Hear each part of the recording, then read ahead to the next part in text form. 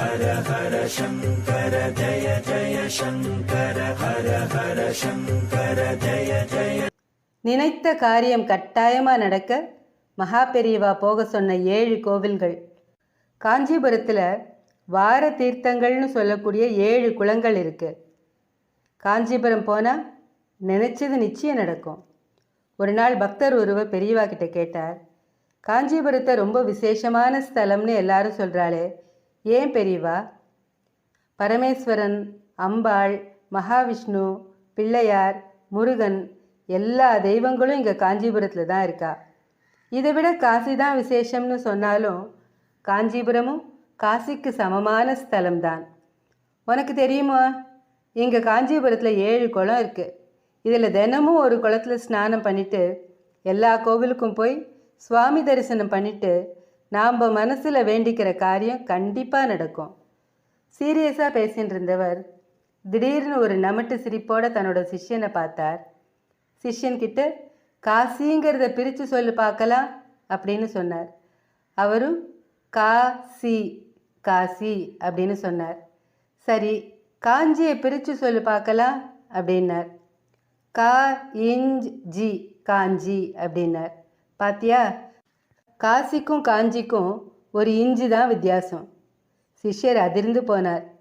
காசியில் கபாலீஸ்வரனாய் காஞ்சியில் காமாட்சியாய் அருள் பாலிக்கிற நம் காஞ்சிநாதன் நம்மளை தன்னோடு சேர்த்துக்கொள்ள பிரார்த்தனை பண்ணணும். காஞ்சிபுரத்தில் உள்ள 7 குளங்கள், அதாவது வார தீர்த்தங்கள் என்னன்னு பார்க்கலாம். ஞாயிற்றுக்கிழமை கச்சபேஸ்வரர் கோவில். இது ஸ்ரீமடத்திலேருந்து பஸ் ஸ்டாண்ட் போகிற வழியில் இருக்குது. இந்த குளத்துக்கு எதிரில் சூரிய பகவான் கோவில் இருக்குது.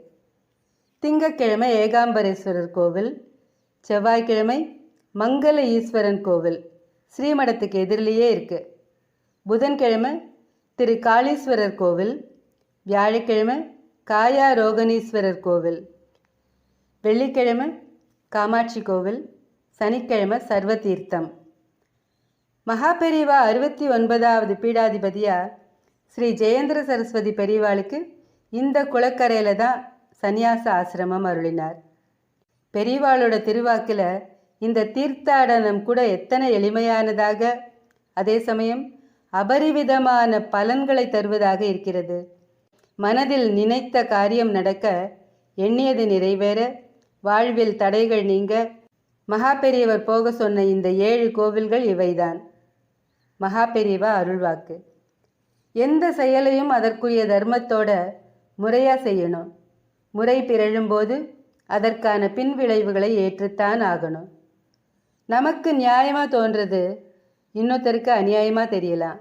அதனால் எல்லாரும் ஏற்றுக்கொள்ளும் பொதுவான நியாயத்தை செய்கிறது தான் நல்லது. நிலையான இன்பங்கிறது கடவுளிடம் கொள்ளும் பக்தி மட்டுமே. ஆசாபாசங்களில் நாட்டம் இருக்கிற வரைக்கும் எல்லாருக்கும் கஷ்டங்கள் இருக்கத்தான் செய்யும். ஒருவனுக்கு பணமும் பதவியும் இருக்கும்போது உண்டாகும் சுகத்தை விட அதை பாதுகாக்கணும், பதவி போயிடக்கூடாதுங்கிற எண்ணம் தான் அதிகமாக இருக்குது. உலகத்தில் இருக்கிற எல்லாருமே நான் தான் புத்திசாலி, நான் தான் ஒழுக்கமானவன்னு நினச்சின்னு இருக்கா. அதே மாதிரி இந்த உலகத்தில் என்ன மாதிரி யாருமே கஷ்டப்படலைன்னு நினச்சின்னு இருக்கா. அது தப்பு. அவரவர் தகுதிக்கேற்ற பிரச்சனை அவரவர்களுக்கு இருக்கத்தான் இருக்குது. நம்ம கோபம் எதிராளியை மாற்றாது, மாறாக நம்மீது மேலும் எதிர்ப்பை வளர்க்க செய்யும். அதனால் கோபம் இரு தரப்பிலும் வெறுப்பினை அதிகரிக்கவே செய்கிறது. கோபத்தை விட வேண்டும்.